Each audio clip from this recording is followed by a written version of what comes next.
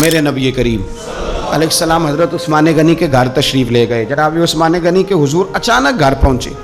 حضرت ابو ہریرہ رضی اللہ تعالیٰ عنہ فرمانے لگے جب نبی پاک علیہ السلام ان کے حجرہ نور میں داخل ہوئے نا تو نبی پاک کی شہزادی سے بڑھ کر تو کوئی شہزادی نہیں نا.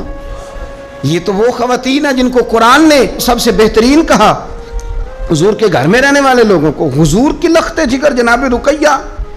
حضرت ابو ہریرہ کہتے ہیں حضور اچانک پہنچے حضرت عثمان غنی کے گھر تو جناب عثمان غنی چارپائی پہ بیٹھے تھے اور جناب رقیہ اپنے ہاتھوں سے ان کے بالوں میں پانی ڈال ڈال کے ان کے سر کو دھو رہی تھی.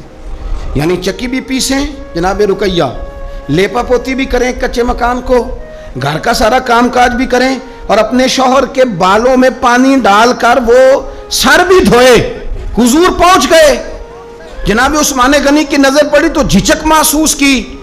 حضرت رقیہ رضی اللہ تعالیٰ عنہ بھی ذرا ٹھہر گئیں. دیکھو میرے نبی پاک کی تربیت کا انداز. رسول کریم نے کیا فرمایا؟ نبی کریم فرمانے لگے رقیہ اپنے شوہر کی زیادہ خدمت کیا کر, رقیہ اپنے خامد کی زیادہ خدمت کر. فرمایا میرے سارے صحابہ شان والے ہیں لیکن جس نے میرے اخلاق کو سب سے زیادہ دیکھنا ہو وہ میرے عثمان غنی کو دیکھے. یہ اخلاق میں مجھ سے زیادہ مشابہت رکھتا ہے بیٹی, زیادہ خدمت کیا کر اپنے شوہر کی زیادہ. یہ حضور نے تربیت دی. یہ نبی پاک علیہ السلام نے ہمیں بتلایا کہ اس طرح تمہارے گھر بنیں گے, اس طرح دکھ دور ہوں گے. لیکن جب ابا ہی گھر آ کے روئے گا اور اماں ہی بد دعا کرے گی کہ دیکھو میری بیٹی کو کیا حال کر دیا روٹیاں پکوا تو کیسے گھر چلے گا؟ سمجھیں آپ ان چیزوں.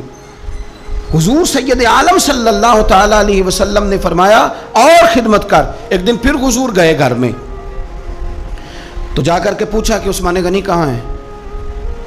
تو جناب رقیہ اب چونکہ حضور نے کہا تھا زیادہ خدمت کر تو اس دن تو صرف بال دھوئے تھے نا, آج ایک بات بڑھ کے بیان کی. عرض کی یا رسول اللہ میں نے ان کے بالوں میں کنگھی کر کے انہیں باہر بھیجا ہے.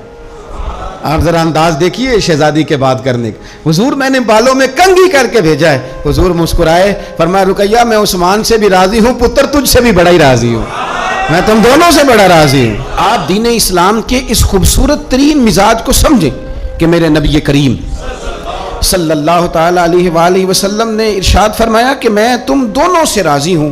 حضرت رقیہ رضی اللہ تعالیٰ عنہ کے گھر حضور سالن بھی بھیجیں, ان کی ہجرت کی بھی تعریف کریں, ان کے حسن کی بھی تعریف کریں, میاں بیوی کے آپس میں رشتے کو مضبوط کرنے کی بات کریں.